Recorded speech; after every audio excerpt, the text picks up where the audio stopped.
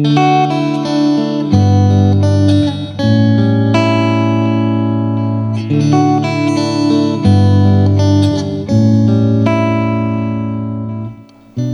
ஏற்பாட்டிலே 2 கொரிந்தியர் புஸ்தகம் 10ஆம் அதிகாரம் 4ஆம் வேத வசனத்தை நாம் வாசிக்க போகிறோம். எங்களுடைய போர் ஆயுதங்கள் மாம்சத்துக்கேற்றவர்களாயிராமல் அரண்களை நிர்மூலமாக்குகிறதற்கு தேவ பலமுள்ளவைகளாய் இருக்கிறது. போதும். தேவன் இந்த வசனத்தை விசேஷமாய் நமக்கு ஆசீர்வதிப்பாராக. ஆச்சரியமான ஒரு வேத வசனம் இது. அழகாய் தேவ மனிதன் அப்போஸ்தலன் பவுல் இங்கே கூறுகிறார், எங்களுடைய போர் ஆயுதங்கள் என்ன வாசிக்கிறோம்? இராமல் தேவ பலமுள்ளவைகளாய் நாங்கள் வைத்திருக்கிற போர் ஆயுதங்கள், ஆவிக்குரிய ஆயுதங்கள் அனைத்தும் தேவ பலம் உடையவைகள், உறுதியானவைகள், கூர்மையானவைகள் என்ற அர்த்தத்திலே அங்கே பேசுகிறார். எந்த சத்துருவும் எந்த சாத்தானும் அவ்வளவு எளிதாய் எங்களை வீழ்த்திவிட முடியாது என்ற அர்த்தத்திலே அந்த இடத்திலே அவர் பேசுகிறார். என் அன்பு தேவ பிள்ளைகளே, கிறிஸ்தவ வாழ்வு என்பது எப்போதுமே அது ஒரு போர்க்களம், அது ஒரு போர்க்களம் இல்லையா? யுத்தம் மிகுந்த ஒரு வார்ஃபீல்டு, போராட்டம் மிகுந்த ஒரு போர்க்களம். ஒவ்வொரு கிறிஸ்தவனும் கிறிஸ்தவ வாழ்க்கையில ஒரு யுத்த வீரன். எப்படி? சொல்லுங்க சத்தமா, ஒவ்வொரு கிறிஸ்தவனும் ஒரு யுத்த வீரன் இல்லையா? சாத்தானுடைய அம்புகளை, ஆயுதங்களை முறியடித்து ஜெயித்து முன்னேறி செல்ல வேண்டிய ஒரு யுத்த வீரன் தான் ஒரு மெய்யான கிறிஸ்தவன். ஜெய வாழ்க்கை வாழ்கிறவர்கள், வாழ வேண்டியவர்கள். ஆமென். ஆவிக்குரிய வாழ்க்கை எப்போதும் ஜெயம் பெற்றதாய் இருந்தால்தான் வாழ்க்கையினுடைய மற்ற விஷயங்கள், மற்ற சூழ்நிலைகள் ஜெயம் பெற்றதாய் இருக்கும், அமையும் என்பதை நாம் புரிந்து கொள்ள முடியும். ஆன்மீக வாழ்க்கை உண்மையாகவே எல்லா சூழ்நிலைகளையும் மேற்கொண்டு ஒரு ஜெயம் பெற்ற ஒரு வாழ்க்கையாய் ஆவிக்குரிய வாழ்க்கை இருந்தால்தான் இயல்பான ரீதியிலே தோற்று போகாமல் அல்லது வீழ்ந்து போகாமல் முன்னேறி செல்ல முடியும். ஆண்டினுடைய இறுதி நாளிலே வந்திருக்கிறோம். ஆண்டினுடைய இறுதி நாளிலே இந்த ஆண்டு முழுவதும் ஆவிக்குரிய வாழ்க்கை ஜெயம் பெற்றதாய் இருந்ததா என்ற ஒரு கேள்வியை ஆவியானவர் என் முன்னே, உங்கள் முன்னே அவர் வைக்கிறார். இந்த ஆண்டு முழுவதும்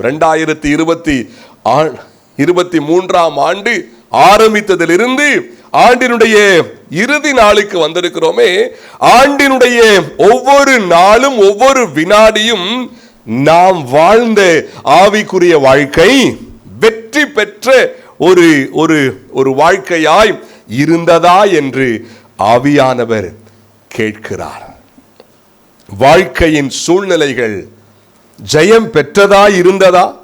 ஒரு கணம் நின்று சிந்தித்து பார்க்க வேண்டுமாய் ஆண்டவர் சொல்லுகிறார். ஒரு கணம் நின்று ஆராய்ந்து சிந்தித்து சீர்தூக்கி பார்க்க வேண்டிய ஒரு நேரத்திற்குள்ளே வந்திருக்கிறோம். இன்றைக்கு ஆண்டினுடைய இறுதி நாள். இன்னும் சில மணி நேரங்களிலே ஒரு புதிய வருஷத்துக்குள்ளே நாம் போக போகிறோம். 365 அல்லது 60 நாட்களும் 360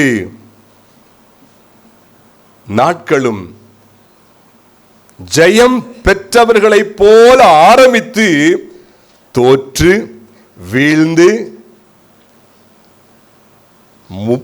முடங்காமல் முடங்கி அப்படி வந்து நிற்கிறோமா இன்றைக்கு? இந்த இறுதி நாளிலே ஆவியானவராய் கர்த்தர் உலாவிக் கொண்டே உங்களையும் என்னையும் பார்த்து கொண்டிருக்கிறார். என் அன்பு தேவ பிள்ளைகளே, ஜெயம் பெற்ற வாழ்வாய் ஒரு முற்று பெறாத வாழ்வாய் எனக்கும் உங்களுக்கும் அப்படிப்பட்ட ஒரு விசேஷ வாழ்வாய் தேவன் உங்களுக்கும் எனக்கும் வாழ்க்கையை உருவாக்கி கொடுத்திருக்கிறார். அந்த வாழ்க்கையிலே ஜெயமும் வெற்றியும் உண்டாகும்படியாக தேவன் உங்களுக்கும் எனக்கும் உருவாக்கி வைத்திருக்கிற ஆயுதங்கள். இங்கே தேவ மனிதன் சொன்னது போல தேவ பலமுள்ளதாய் இருக்க வேண்டும் என்று ஆவியானவர் விரும்புகிறார். தேவ பலமுள்ளதாய், கூர்மையானதாய், உறுதியானதாய். பாருங்கள், கொஞ்சம் யோசிச்சு பாருங்களேன், யோசிச்சு பாருங்க. ஒரு போரிலே ஈடுபடுகிற ஒரு யுத்த வீரன் ஆயுதங்கள் கூர்மையற்றதாய் இருந்தால் அதை எந்த விதத்திலும் அந்த ஆயுதங்களை அவன் யூஸ் பண்ணினாலும் அதனாலே பலனே உண்டாக போவதில்லை. ஒருவேளை ஒரு ஈட்டி வைத்திருக்கான்னு வைத்துக் கொள்ளுங்கள். ஈட்டியினுடைய அந்த முனை கூர் இல்லாமல் இருக்கிறது, கூர்மை இல்லாமல். ஒருவேளை அந்த ஈட்டியை வைத்து தூக்கி போட்டாலும் அதனால் பெரிய பாதிப்பு ஒன்றும் உண்டாக போகிறதில்லை.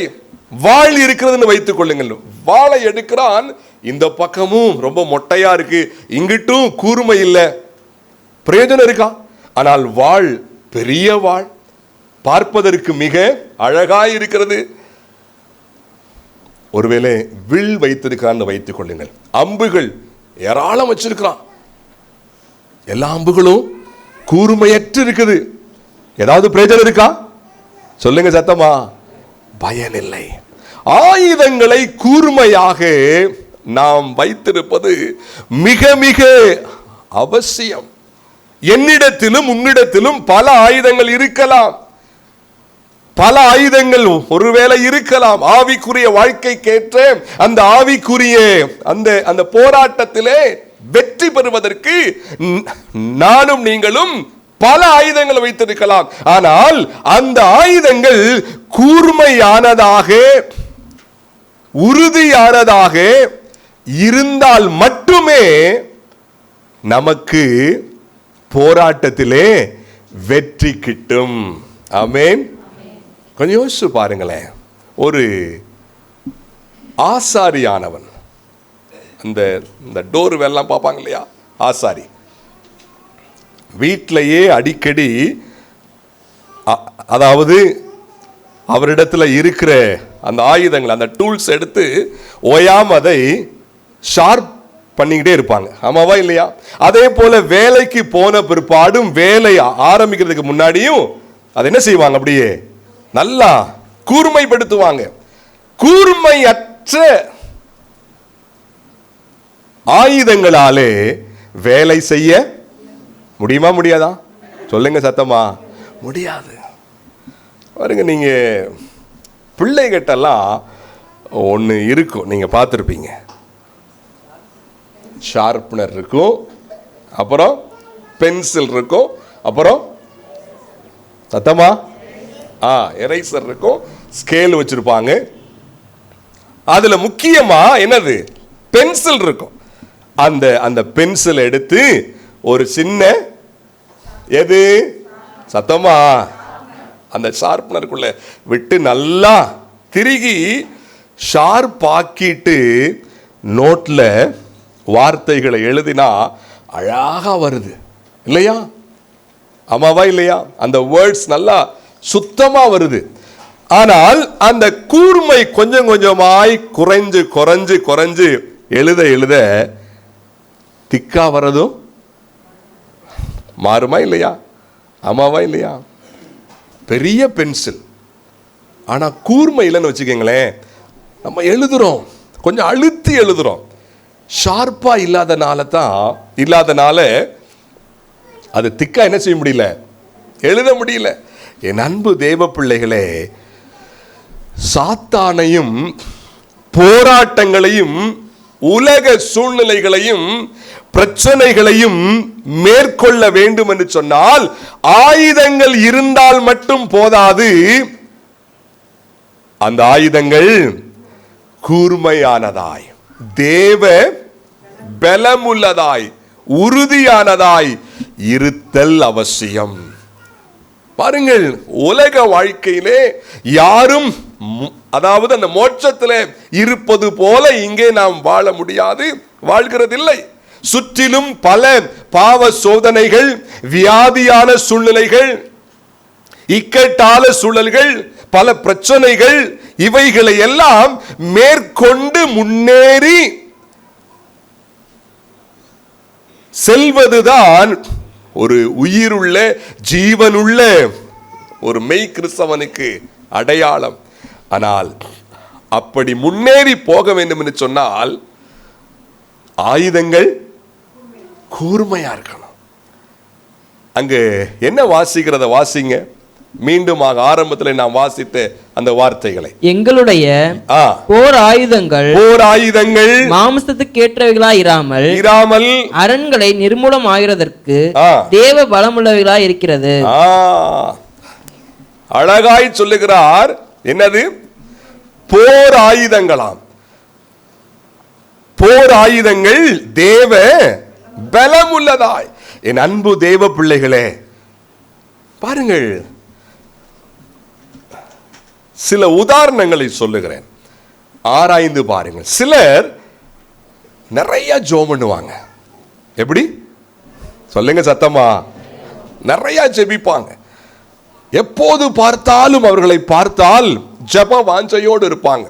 ரொம்ப நேரம் எப்பெல்லாம் சூழ்நிலை அமைதோ அப்பெல்லாம் ஜெபம் பண்ணுவோமா, 2 பேரா 3 பேரா ஜெபிப்போமா. சரி, யாரும் இல்லையா, நான் ஒரு ½ hour நம்ம ஜெபிக்கணும், காலையில மதியம் இரவுன்னு சொல்லி நல்லா ஜெபம் பண்ணுகிற ஒரு விசுவாசியாய் ஒரு தேவ பிள்ளையாய் இருப்பார்கள். ஆனால் எந்த ஒரு மாம்ச குணத்தையும் ஜெயிக்க முடியாதவர்களா இருப்பாங்க. ஜெபம் கூட இருக்கும். ஆண்டவர் கூறினது போல இடைவிடாமல் ஜெபம் பண்ணுங்க. 1 மணி நேரம் கூட விழித்திருக்க முடியாதா என்று அவர் கேட்டது போல, ஐயோ, ஆவிக்குரிய வாழ்க்கையிலே ஜெப வாழ்க்கை அத்தனை முக்கியமானது என்ற உணர்வோடு நிறைய ஜெபிப்பாங்க. ஆனா மாம்ச குணங்கள் அவனால மேற்கொள்ள முடியாது. ஏன்? நல்லா தானே ஜெபிக்கிறேன்.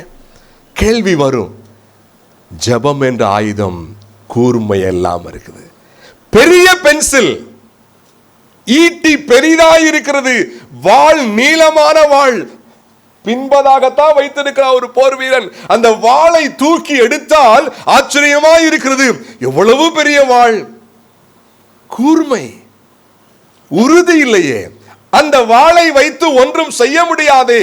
ஜெபம் பெரிய ஆயுதம், நீண்ட நேர ஜெபம், ஜெப வாஞ்சை, ஆர்வம் உள்ளத்திலே ஜெபிக்கலாம்.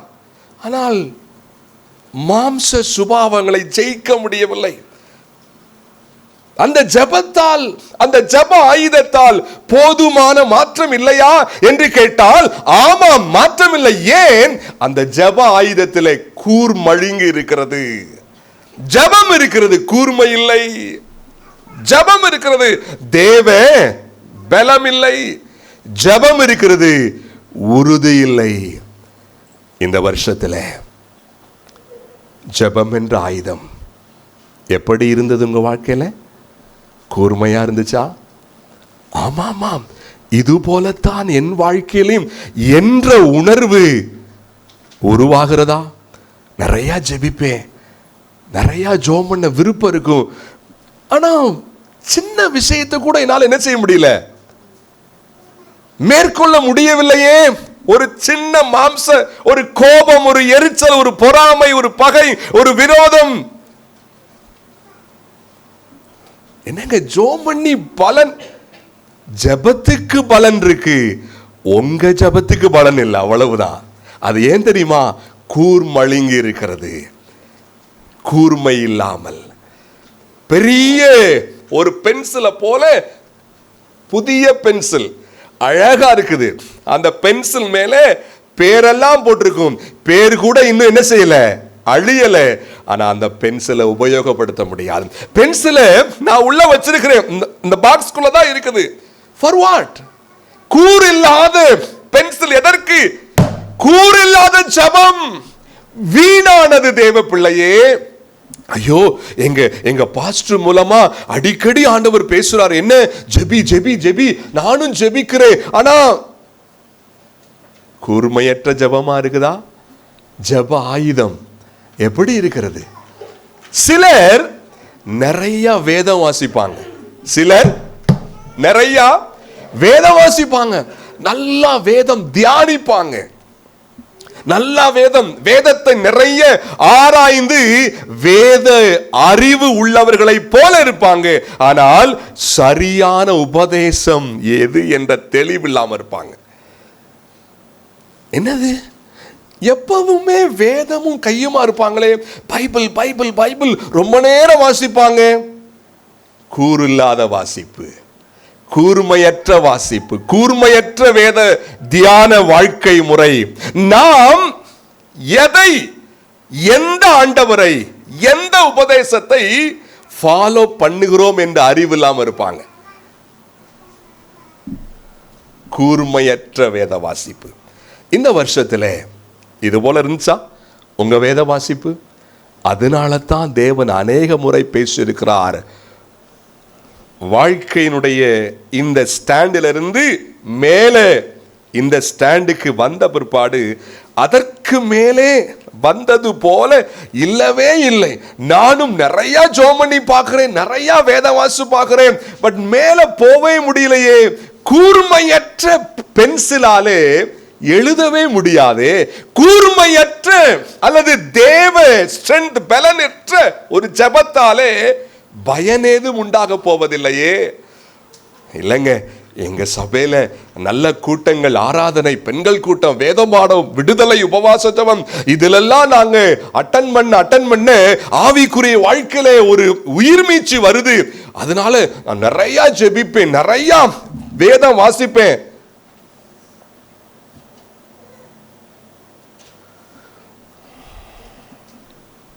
என்னங்க பயன்? என்ன பயன் கேட்கிறேன்? என்ன பயன் கேட்கிறேன்?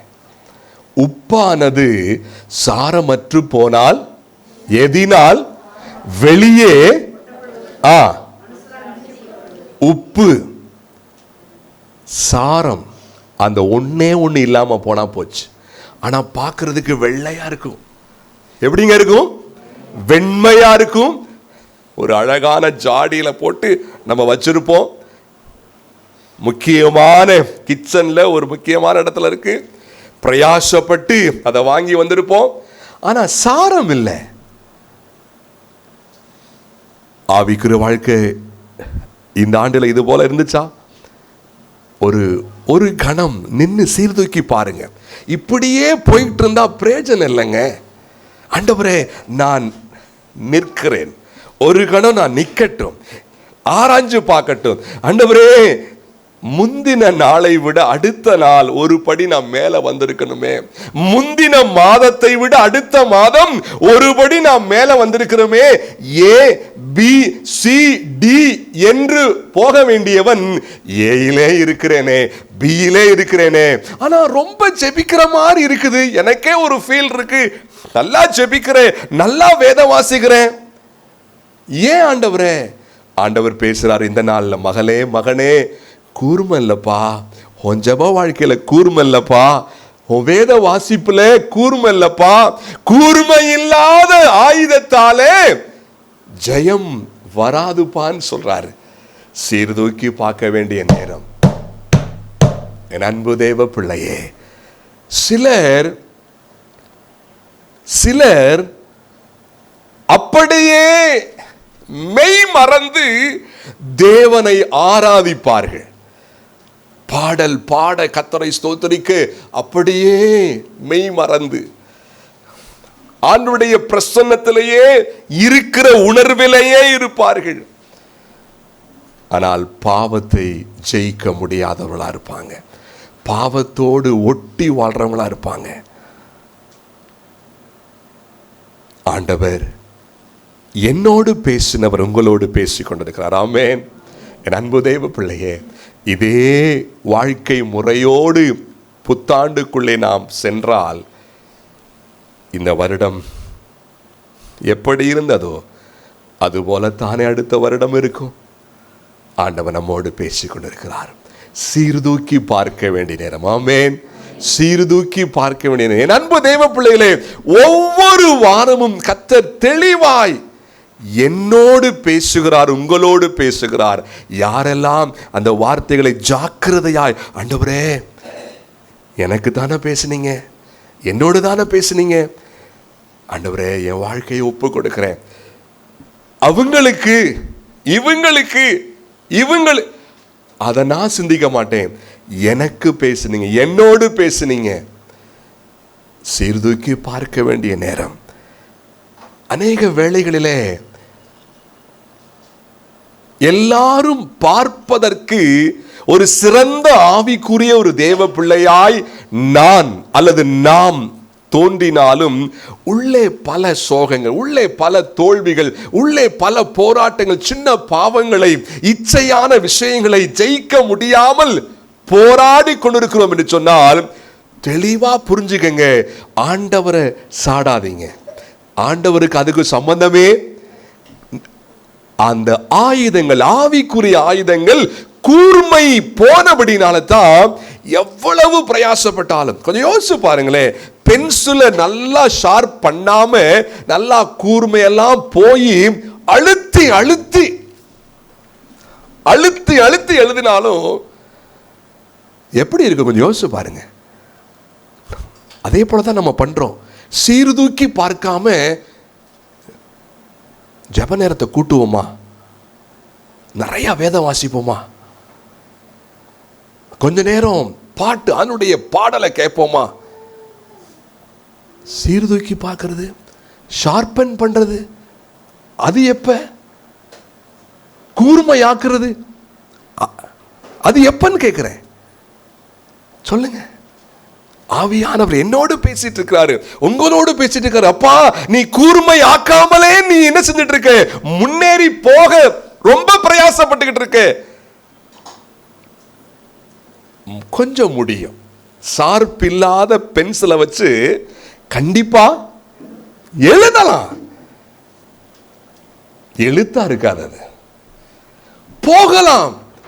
சீர்தூக்கி பார்க்காம, ஷார்ப்பாய் மாற்றாம, கொஞ்சம் ஜெப நேரத்தை, கொஞ்சம் ஒரு நாள் உபவாசம் படுவோமா, 2 நாள் முழங்கால நிப்போமா. கர்த்தர் ஜெபத்தை கேட்கிறவர். அதனால சீர்தூக்கி பார்க்கிறது எப்ப, ஷார்ப்பா மாத்துறது எப்ப, அதெல்லாம் ஆண்டவர் விரும்புறாரு. எங்கள் போர் ஆயுதங்கள் தேவ பலம். எப்ப உங்களுடைய என்னுடைய ஆயுதங்கள் தேவ பலமுள்ளதாய் மாற, எப்ப மாறன்னு கேட்கிறேன். ஆண்டவர் உங்க மேல என் மேல அக்கறையாய் அன்பாய் இருக்கிறபடினால்தான் தேவையான விலையேறப்பட்ட வார்த்தைகளை பேசிக் கொண்டிருக்கிறார். விலையேறப்பட்ட நேற்று வரைக்கும் ஆண்டவரிடத்தில் போராடி கொண்டிருந்த ஆண்டவரே, என் ஜனத்தோடு நீங்க என்ன பேச போறீங்க? வழக்கமான ஒரு செய்தியா இருக்கக்கூடாது, என்னோடு நீங்க பேசுங்க. ஆண்டினுடைய இறுதி ஞாயிற்றுக்கிழமை நாங்கள் அப்படியே வந்து அப்படியே போய் ஒரு புது வருஷத்துல அப்படியே நாங்கள் போய்விடக்கூடாது. பிரத்யேகமாய் பேசுங்க. ஆவியானவர் தெளிவாய் பேச ஆரம்பித்தார். அன்பு விசுவாசியே, என் அன்பு தேவ பிள்ளையே, கர்த்தர் உன்னோடு பேசிக் கொண்டிருக்கிறார். ஆவிக்குரிய ஆயுதங்கள் கூர்மையாயிருக்கிறதா? கூர்மையாயிருக்கிறதா? என் அன்பு தேவ பிள்ளையே, இந்த 2023ஆம் ஆண்டினுடைய ஆரம்பத்திலே எத்தனை பேருடைய ஆயுதங்கள் கூர்மையாய் இருந்துச்சுல்ல? அதனுடைய வார்த்தைகளை கேட்க கேட்க ஆண்டினுடைய ஆரம்பத்திலே அப்படி இருக்கணும், இப்படி இருக்கணும். நான் ஜோம் பண்றது வேதம் வாசிக்கிறது எல்லாவற்றையும் விட நான் உத்தமமா வாழணும், என்னுடைய சாட்சியை காத்துக்கொள்ளணும், என்னுடைய வாழ்க்கை எவ்வளவாய் எத்தனையாய் ஆண்டினுடைய இறுதி வாரம், இறுதி நாள் அதே ஷார்ப்போடு இருக்கிறதா? அதே கூர்மையோடு இருக்கிறதா? என் அன்பு தேவ பிள்ளைகளே, ஏன் வாழ்க்கையிலே உடைதல், ஏன் வாழ்க்கையிலே சோர்வு, ஏன் ஜீவியத்திலே வீழ்ச்சி, ஏன் வாழ்க்கையிலே மந்தம், ஏன் ஆரம்பத்தில் இருந்த அந்த கூர்மை அது மழுங்கி போய்விட்டதால் தானே இத்தனை சோர்வுகள், இத்தனை பாதிப்புகள். அன்பின் தேவன், ஆச்சரியங்களின் தேவன் அருமையான ஒரு வாய்ப்பை மீண்டும் எனக்கும் உங்களுக்கும் அள்ளி கொடுக்க அவளோடு காத்திருக்கிறார். ஆமென், ஹல்லேலூயா. புதிய ஆண்டிற்குள்ளே போகும் முன்னதாக ஒரு முறை சீர்தூக்கி பார்த்து கூர்மையாக்கி விட்டு உள்ளே போக போகிறோம். ஆண்டவர் நம்மோடு பேசுவாராக.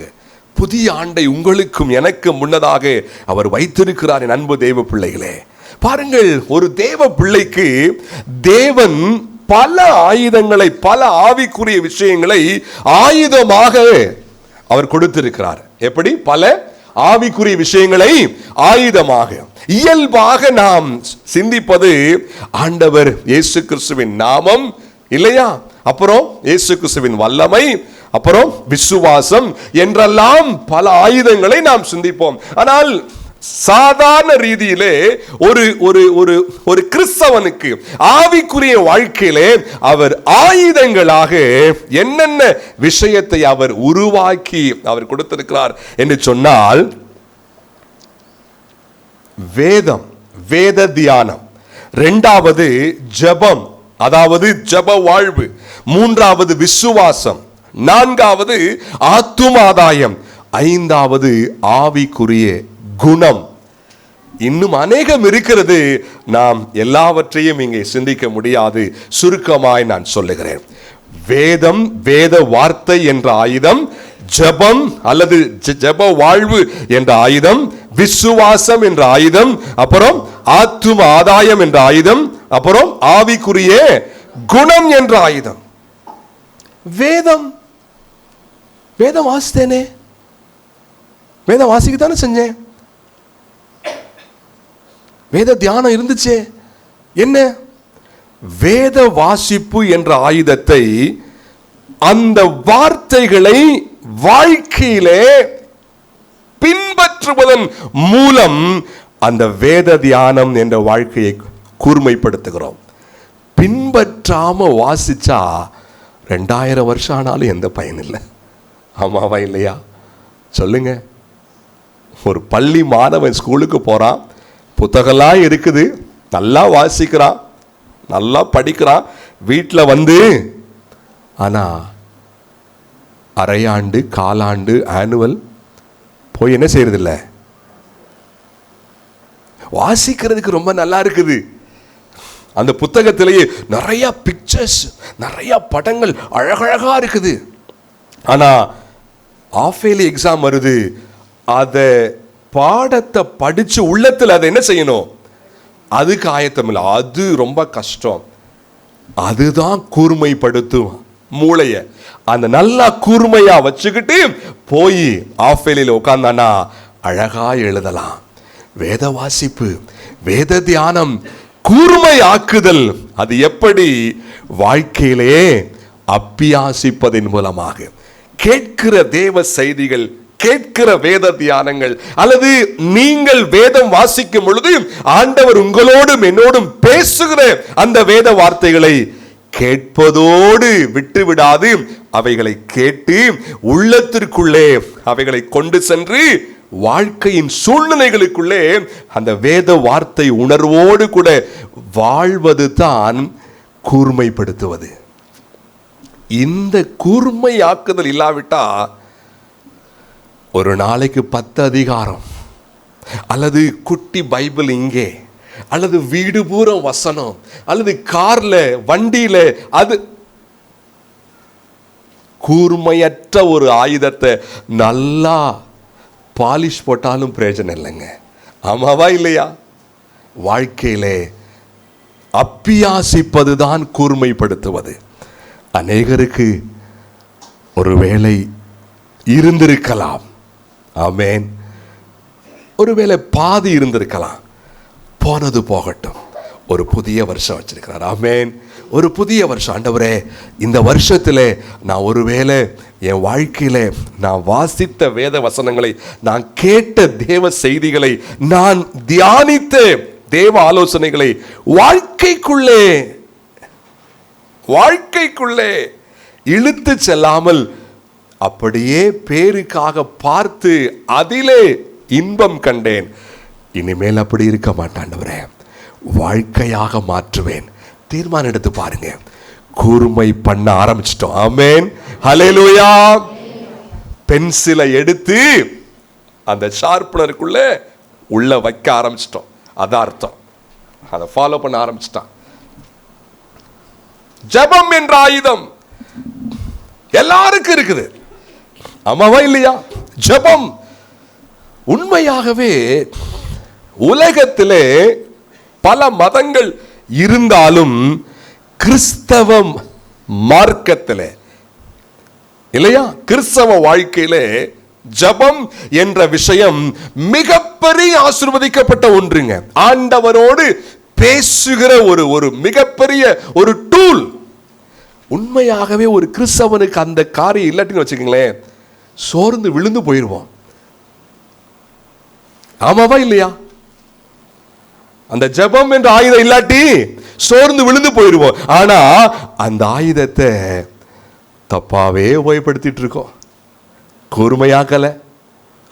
ஆனா நிறைய ஜோமணி அந்த ஆயுதத்தை நல்லா என்ன பண்ணிட்டு இருக்கோம்? பாலிஷ் பண்றோம். நல்லா பாலிஷ் பண்றோம். என்னடா நல்லா ஜெபிக்கிறேன், நல்லா வச்சிருக்கிறேன், ஆனா கர்த்தர். ஜெபம் என்பது முதலாவது அவரோடு உள்ள அந்த ஐக்கியத்திற்கு ஆதாரம், அவரோடு உறவாய் இருப்பதற்கான ஒரு பாதை ஜெபம். ஆண்டவர் சொல்றாரு, தேவைகளுக்காக, பிரச்சனைகளுக்காக நாம் ஜெபிக்கலாம், ஜெபிக்க வேண்டாம் என்று வேதம் சொல்லவில்லை. ஆனால் உங்களுக்கு இன்னது தேவை, உங்கள். அப்ப ஜெபம் எதுக்கு? அவரோடு உறவாய் இருப்பதற்கு. என்ன? ஆவிக்குரிய விஷயங்களுக்காய் ஜெபம் பண்ணுவது. உங்களுடைய அந்த ஜெப வாழ்க்கையிலே பிரதானமாய் இருக்க வேண்டிய விஷயம் ஆவிக்குரிய விஷயம். ஆண்டவரே, இயேசுவை போல நான் மாறணும், என் குணம் மாறணும், உம்மை போல நான் மாறணும், உம்மை போல பேசணும், ஆத்துமாக்களுக்காக நான் ஜெபிக்கணும். இதுதான் மெய்யான ஜெபம். இதுதான் ஜெபம் உண்மையாகவே. ஆனா இப்படி கொஞ்சம் பண்ணிட்டு நிறையா எதுக்காக? ஆமாவா இல்லையா?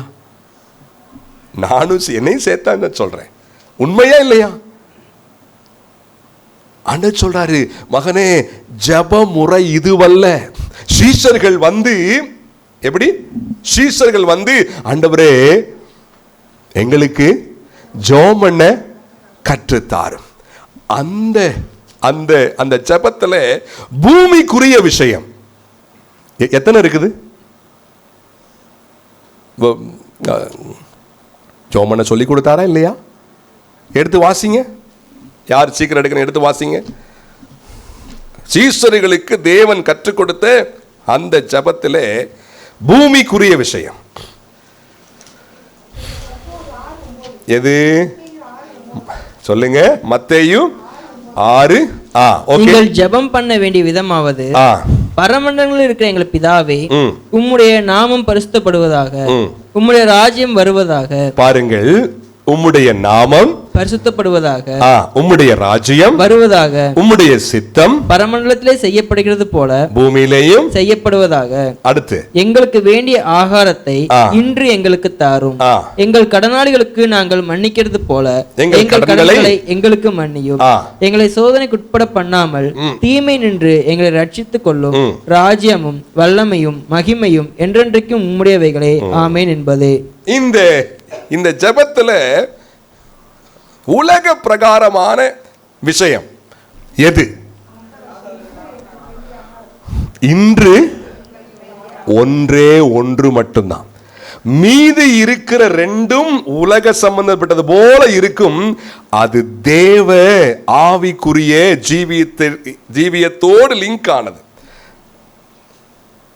இன்று எங்களுடைய, ஆனா நம்ம என்ன செய்யறோம், அந்த பூமிக்குரிய விஷயத்தை பெரிய பெரிய பெரிய பாயிண்ட் ஆக்கிட்டு மீதி நேரம் இருந்தா,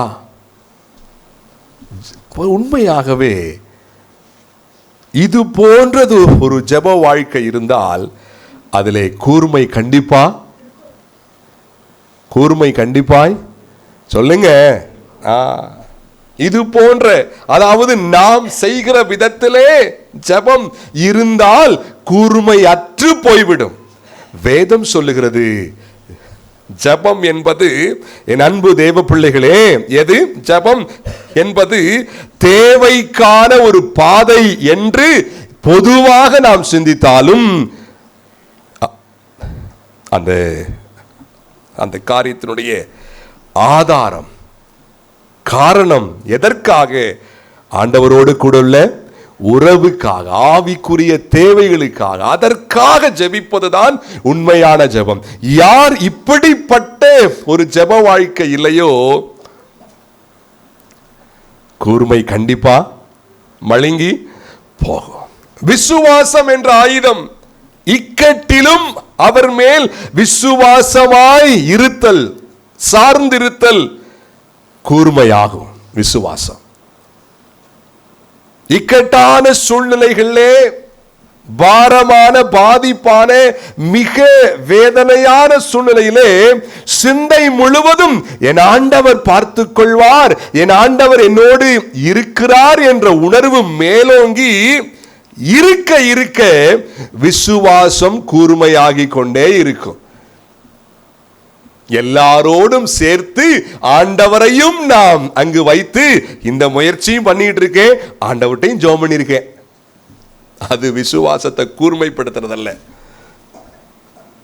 அநேகருக்கு விசுவாசம் கூர்மை இல்லாமல், விசுவாசம் என்று சொல்லும் பொழுது வேத வசனத்தை சார்ந்திருப்பது, அதிகமாய் சார்ந்திருப்பது, அதான் விசுவாசம். அதான் விசுவாசம். அது மட்டுமல்ல, ஆத்தும ஆதாயம் என்ற ஆயுதம், ஆத்தும ஆதாயம். அந்த ஆத்தும ஆதாயம் என்ற ஆயுதத்தை நாம் எடுத்து, முயற்சி எடுத்து, பிரயாசப்பட்டு நாம் ஆத்துமாக்களுக்கு சென்று ஆண்டவரை பற்றி அறிவிப்பது, ஆத்துமாக்களுக்காக தேவ பிரசன்னத்தில் நின்று கண்ணீர் விடுவது, ஆத்தும ஆதாயம் என்ற ஆயுதத்தை கூர்மைப்படுத்துவது. ஆத்தும பாரம் உள்ள இருக்கு, ஆத்தும பாரம் என்ன செஞ்சிருக்கு, உள்ள இருக்கு. ஆனா போக மாட்டோம், ஜெபிக்க மாட்டோம். அப்படியே ஜெபிச்சாலும் கண்ணீர் விட்டு பாரத்தோடு நாம் ஜெபம் பண்ண மாட்டோம். இப்படி ஆயுதங்களை கூர்மை இல்லாமல் நாம் வைத்துக் கொண்டிருந்தா, நாம் மற்றவர்களை விட நல்ல ஆத்தும பாரம் எனக்கு இருக்குது, சூழ்நிலை இருக்கிறப்பெல்லாம் நான் சொல்லுவேன். அப்படி அல்லங்க. சாதகமான நேரத்தில் தேவனுக்காய் ஜீவிப்பது தேவனை முக்கியமாய் சிந்திப்பதல்ல. சாதகமற்ற சூழ்நிலையிலே அவைகளை ஒதுக்கிவிட்டு தேவனை பார்த்து தேவனுக்காக ஜீவிப்பது தேவனை முக்கியப்படுத்துவதாகும். கொஞ்சம் யோசிச்சு பாருங்களேன். ஒரு மேரேஜுக்கு போகிறோம், அந்த மேரேஜ் அந்த வீட்டுக்கோ அந்த கல்யாண மண்டபத்துக்கு போன உடனே அந்த பொண்ணோட அப்பாவோ அல்லது அவங்க யார் முக்கியமாக இருக்காங்களோ அவங்ககிட்ட போய் நம்ம சில நேரம் இப்படி சொல்லுவோம், ரொம்ப வேலை இருந்துச்சு, ஆனால் மேரேஜுக்காக நான் என்ன செஞ்சேன். என்ன அர்த்தம் அப்படின்னா, உங்க இந்த விசேஷத்தை முக்கியப்படுத்தி வந்திருக்கிறேன். ஃப்ரீயா இருந்தோம், எந்த வேலையும் இல்லை, அதன் மத்தியில போனோம்னா கிட்டக்கே போக மாட்டோம். அவன் பாட்டு உட்காந்துட்டு மொய்ய வச்சுட்டு சாப்பிட்டுட்டு வந்துடுவோம். நிறைய வேலை பிஸியில் கொஞ்சம் நேரத்தை ஒதுக்கி நம்ம போறோம்னா அதுதான் அந்த விசேஷத்தை முக்கியப்படுத்துறோம்னு அர்த்தம். தேவனை முக்கியப்படுத்துறது சாதகமா இருக்கிற சூழ்நிலையில ஆண்டவருக்காக ஜீவிப்பதல்ல, சாதகமற்ற சூழ்நிலையிலே பல வேலையின் மத்தியிலே அவைகளை ஒதுக்கி வைத்துவிட்டு தேவனை மட்டும் பார்ப்பது, தேவனை சார்ந்திருப்பது, ஆண்டவரை தேடி வருவது, அதுதான் தேவனை முக்கியப்படுத்துவது. அதுதான் இந்த வருஷம் அப்படி இருந்தோமா? ஆண்டினுடைய இறுதி மாதத்திலே ஆத்துமாக்கள் பாருங்கள், வெளியே போகிற பொழுது, வேலையில் இருக்கிற பொழுது, எத்தனையோ இடங்களிலே ஆத்துமாக்கள் எத்தனை பேர் எனக்கு முன்பதாக, உங்களுக்கு முன்பதாக வந்து கொண்டே இருக்கிறார்கள். ஷேர் பண்றோமா? வீட்டுக்கு வர்றாங்க இல்லையா? எத்தனை பேர் வீட்டுக்கு வர்றாங்க? முயற்சி ஆத்துமாதாயம் என்ற ஆயுதத்தை கூர்மைப்படுத்தும். பிரயாசம் ஆத்துமாதாயம் என்ற அந்த ஆயுதத்தை கூர்மைப்படுத்தும். ஆயுதங்கள் கூர்மையாயிருந்தால் பிசாசு அருகே வரக்கூட பயப்படுவான். ஜபம் எப்பா செம ஷார்ப்பா வச்சிருக்கிறாங்க, வேத தியானம் ரொம்ப ஷார்ப்பா இருக்கு, ஆத்தும் ஆதாயம் ரொம்ப ஷார்ப்பா இருக்கு, விசுவாசம் ஷார்ப்பா வச்சிருக்கிறாங்க, இவங்கிட்ட வாலாட்ட நம்மகிட்ட ரொம்ப வாலாட்டுறான். என்னங்க, என்னது? நம்மகிட்ட ரொம்ப வாழத்தான் ஆட்டுறான், அதுக்கே ஆடிடுறோம். வாழத்தான் ஆட்டுறான். ஏன் விடுறோம்? அப்படி ஆயுதத்தை குறும்பப்படுத்துங்க, ஷார்ப்பா மாத்துங்க. கேட்கிற அந்த செய்திகளை அசால்ட்டா விட்டு விடாதீங்க, அதே உணர்வா இருங்க. இறுதியாக ஆவிக்குரிய குணம் என்ற ஆயுதம், ஆவியின் கனி என்ற ஆயுதம், அன்பு, சந்தோஷம், சமாதானம், நீடிய பொறுமை, இன்னும் அநேகம் இருக்குது. அந்த பிரான்சஸ் ஷார்ப்பா வச்சிருக்கிறோமா? ஷார்ப்பா நீடிய பொறுமை, இச்சையடக்கம், விசுவாசம், அன்பு, சந்தோஷம், இதெல்லாம் எந்த விசுவாசி உணர்ந்து வாழ்றாங்களோ, அதாவது எங்கே போனாலும், ஆலயத்தில் மட்டுமல்ல, வீட்டிலே, வேலையிலே, ஒரு பெரிய விசேஷத்திலே, எங்கே போனாலும் நான் யார் என்ற உணர்வோடு இருக்கும் பொழுதுதான் இந்த ஆவிக்குரிய அந்த சுபாவம் ஷார்ப்பா மாற ஆரம்பிக்கும். ஆலயத்தில் மட்டும் நான் ஆவிக்குரியவன், வெளியே போட்டா வேற ஆளைத்தான் பார்க்க முடியும் என்ற உணர்விலே நம்ம வாழ்ந்தோம்னா ஆவிக்குரிய குணம் நல்லா மழுங்கி போயிடும். நான் கிறிஸ்தவன் தான், நான் கிறிஸ்தவன், நான் கிறிஸ்தவள், என்கிட்ட வேதம் இருக்கு, பாட்டு புஸ்தகம் இருக்கு, என் குடும்பமே கிறிஸ்தவங்க, நல்லா ஜெபிப்பேன். கூர்மையற்றவைகளை வைத்து ஒன்றும் செய்ய முடியாது. ஆண்டவர் நம்மோடு பேசிக் கொண்டிருக்கிறார். கூர்மையா மாற்றுவோம். இன்னும் சில மணி நேரங்களிலே ஒரு புதிய வருஷத்துக்குள்ளே கூர்மையாக்கி கொண்டே நம்ம உள்ளே பிரவேசிப்போம். நிச்சயமா சொல்றேன், ஒருவேளை இந்த வருஷத்துல பல தோல்விகள், பல வீழ்ச்சிகள் வந்திருக்கலாம். புது வருஷத்திலே உங்கள் ஆயுதங்கள் கூர்மையாய் இருக்கும் பட்சத்திலே வீழ்ந்து போக மாட்டோம். ஆமென். கண்டிப்பாக சேலஞ்சா சொல்றேன், வீழ்ந்து போக மாட்டோம்.